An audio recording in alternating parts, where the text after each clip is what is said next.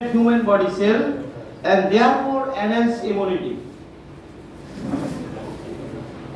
এটা ইয়া চলে না না পয়েন্টার না আচ্ছা পয়েন্টার আছে লাইটটা চলে কিনা বলতে ঠিক আছে তাহলে হবে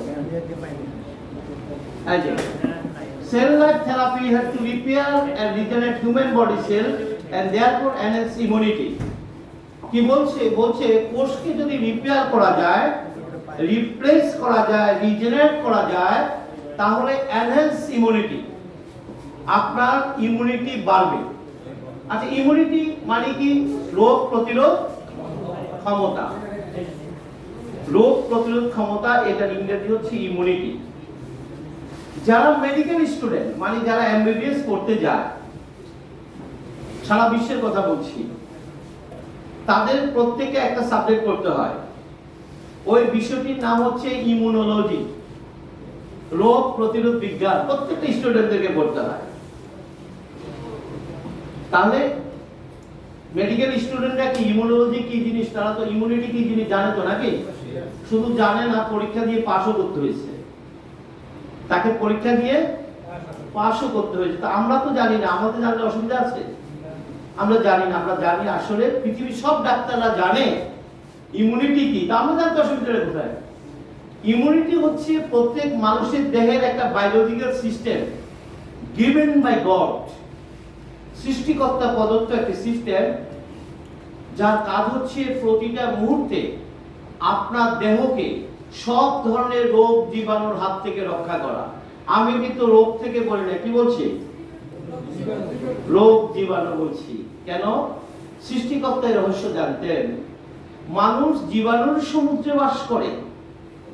আপনার স্কিনের প্রতি বর্গ সেন্টিমিটার জায়গায় 10,000 ব্যাকটেরিয়া বসবাস করে।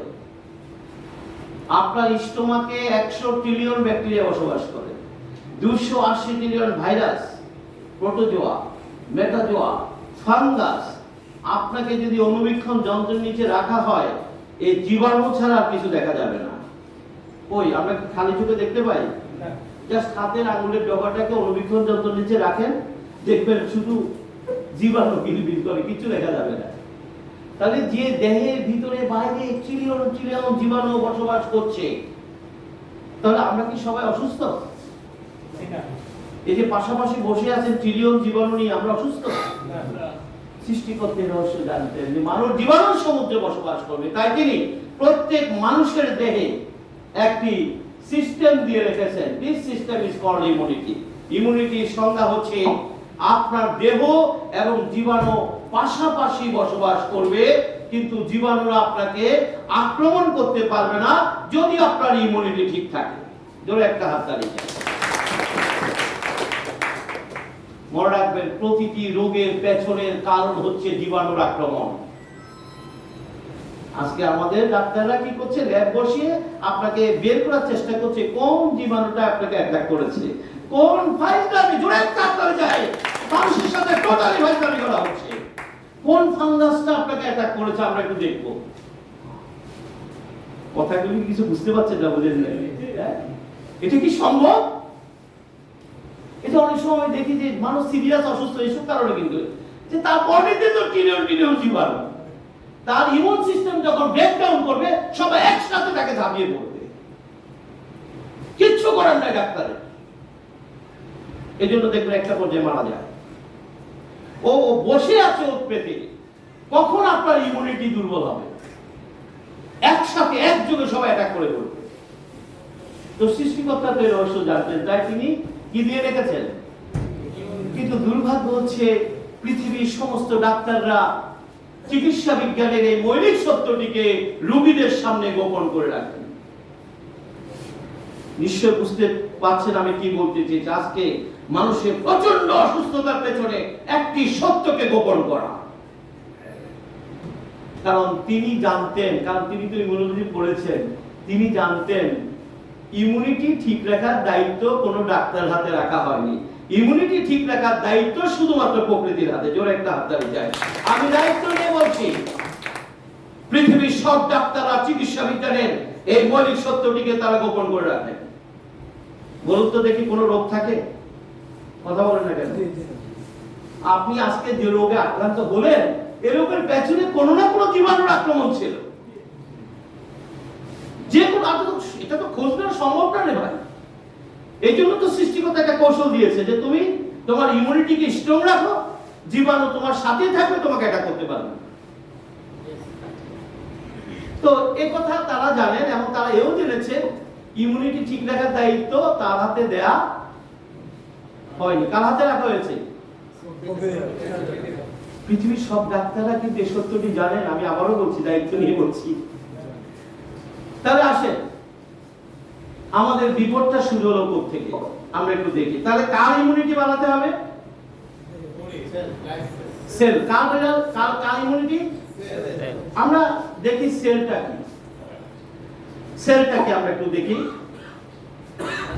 Cell is tiny like our body comprises of 100 trillion of cells. As life is big, একটা বিশাল বিল্ডিং যেভাবে ইটের পর ইটের গাঁথুনি দিয়ে তৈরি হয়, আর আমার বিজ্ঞান বলেছে আপনার দেহটি এরকম ক্ষুদ্র ক্ষুদ্র কোষ দিয়ে তৈরি। আনুমানিক 100 ট্রিলিয়ন কোষ রয়েছে, প্রতিটা কোষ টাইনি লাইফ, ক্ষুদ্র জীবন। তাহলে আমরা কি বলতে পারি আমাদের এই দেহটি 100 ট্রিলিয়ন জীবনের একটি ইউনিট? কি বললে কথা ভুল হবে? কথা বলেন। 100 ট্রিলিয়ন জীবনের একটি ইউনিট। তাহলে আমার হার্ট কি দিয়ে তৈরি? কিডনি কি দিয়ে তৈরি? লিভার কি দিয়ে তৈরি? চোখ কি দিয়ে তৈরি? ব্রেন কি দিয়ে তৈরি? Everything comprises of cell. তাহলে আমার বডিতে যদি কোনো ঝামেলা বাঁধে, ঝামেলাটা কই বাঁধছে ভাই?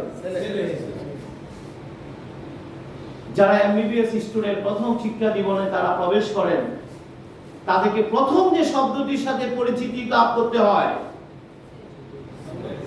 একটা শিশু যেভাবে সরাসরি এক ক দিয়ে তার পড়ালেখা শুরু করে, তিনি শুরু করেছেন কে দিয়ে? তিনি জেনে গেছেন unit of life, function of life. পৃথিবীর সব ডাক্তাররা এগুলো জানেন। তিনি এও জেনে গেছেন কি এই কোষের চিকিৎসার দায়িত্ব কোনো মানুষের হাতে রাখা হয়নি। জোরে একটা হাততালি চাই। আমি তো দায়িত্ব নিয়ে বলছি, পৃথিবীর সব ডাক্তাররা এই সত্যগুলো জানেন। কোষের চিকিৎসার দায়িত্ব তার হাতে নেই। এটা কার হাতে? প্রকৃতির হাতে। ডাক্তার এটা জানেন। তাহলে বলুন তো দেখি, আমার ডাক্তার কিসের ডাক্তার? হার্টের ডাক্তার, রাইট? তিনি কিসের ডাক্তার? কিডনির অনেক বড় ডাক্তার। অনেক বাবারে কত বড় বড় ডিগ্রি, আপনি খুশি হয়ে গেছেন।